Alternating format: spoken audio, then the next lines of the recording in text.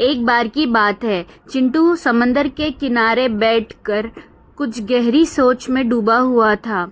उतने में उसका बेटा पंकज उसके पास आता है, ये सोच के कि क्या पता क्या हो गया है पिताजी को, इतने देर से वे समंदर के पास है। पंकज कहता है, पिताजी क्या हो गया, आप काफ़ी देर हो गई, घर नहीं गए? चिंटू, बेटा मैं अपनी फसल के बारे में सोच रहा हूँ, खेती बाड़ी नहीं हो रही है। पंकज, जी पिताजी, मुझे भी इसी बात की चिंता है, मगर हमारे पास इतने पैसे भी नहीं कि हम नए खाद या कुछ लोगों को काम पर रख सके जो हमारी खेती बाड़ी का ध्यान रख सके, क्योंकि चिंटू बहुत बूढ़ा हो चुका था, उससे इतनी खेती नहीं हो पा रही थी और पंकज अकेले ये सारी चीज़ें नहीं संभाल पा रहा था। रास्ते भर बाप बेटे घर कैसे चलेगा, खाने के लिए धान भी नहीं। अब पंकज अपनी बीवी और अपनी माँ और अपने बूढ़े बाप का कैसे ख्याल रखे। रास्ते में वे ये सब सोच ही रहे थे कि उनका घर आ जाता है। रमा, पंकज की माँ, चिंटू और पंकज को देखकर उनके पास आती है और कहती है, बेटा कुछ खाने का इंतज़ाम हुआ या कुछ पैसे का इंतज़ाम हुआ जिससे हम अपना खेती बाड़ी का आगे का कुछ कर सकते हैं? पंकज बैठ जाता है अपनी माँ के कदमों में और कहता है, नहीं माँ, पैसे का इंतज़ाम तो नहीं हुआ है, ना ही हमारे पास इतने पैसे हैं कि हम कुछ लोगों को काम पर रख सके, या बिना पैसे के भी कोई काम नहीं करेगा।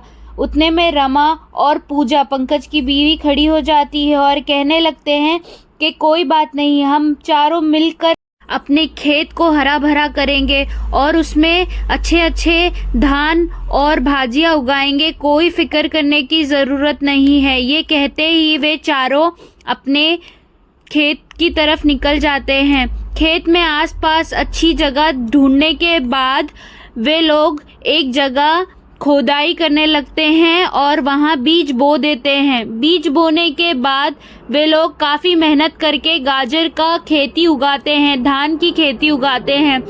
ये चारों, पंकज, चिंटू, चिंटू की माँ और पूजा, मिलकर बहुत मेहनत करते हैं और फसल अच्छी से अच्छी होने लगती है। रमा अपनी मेहनत का रंग आते हुए देखकर बहुत ही प्रसन्न होती है और खुशी के मारे रोने लगती है।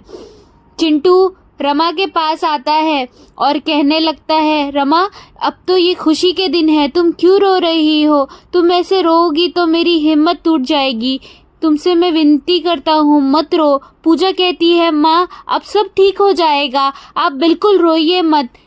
अब इनका परिवार एक साथ मेहनत की वजह से और इनके प्यार और लगन की वजह से अब धनी हो चुका था। अब इस घर में खाने पीने की बिल्कुल भी कमी नहीं थी।